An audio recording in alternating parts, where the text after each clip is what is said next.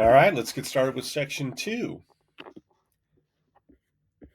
Government policy reflected the pro-business climate of the decade. Business lobbyists dominated National Republican Party conventions, calling on the federal government to lower taxes on personal incomes and corporate profits, maintain high tariffs, and reinforce employers' anti-union campaigns.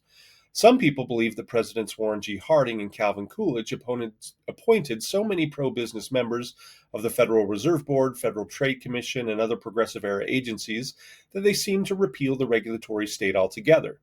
The government resumed issuing court injunctions to halt strikes, as it did with the walkout of 250,000 railroad workers in 1922. Under William H. Taft, who was appointed Chief Justice in 1921, the Supreme Court stayed extremely conservative, and a return to laissez-faire jurisprudence diminished progressive policies that had enhanced federal power. In 1923, the court struck down Muller v. Oregon and Atkins v. Children's Hospital in a decision that overturned a minimum wage for women in the nation's capital. The 18th Amendment authorized the federal government to rein in the alcohol trade through various agencies that included the Prohibition Bureau, the Coast Guard, Border Patrol, and Customs Bureau, along with state and local police. In support of these efforts, the Supreme Court ruled in Olmstead v. United States that the federal government could use wiretapping to obtain evidence and prosecute criminals. This decision elicited stringent dissent from Justice Louis Brandeis, who argued that wiretapping violated the fundamental right to privacy. Despite federal efforts, prohibition enforcement largely failed as liquor supply rings bribed judges, politicians, and police. The administration of the lackluster President Warren G. Harding became one of the most corrupt in the nation's history.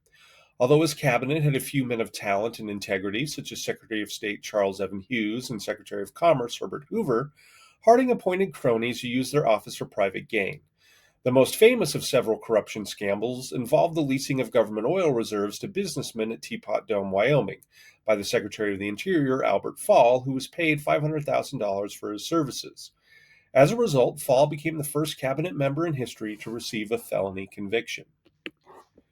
Harding's successor, Calvin Coolidge, who won fame while the governor of Massachusetts for using state troops to end the Boston policeman strike in 1919, was uncharismatic, but compared to Harding, he seemed like an honest Yankee.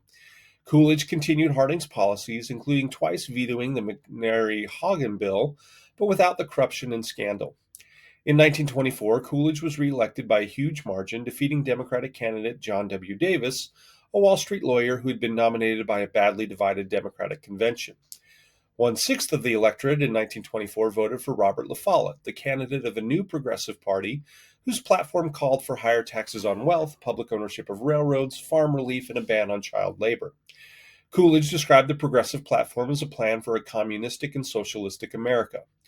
La Follette won the endorsement of progressives like Jane Addams and the American Federation of Labor, but he raised little money and carried only Wisconsin. Nonetheless, his candidacy showed that discontent persisted under the surface of prosperity and conservatism.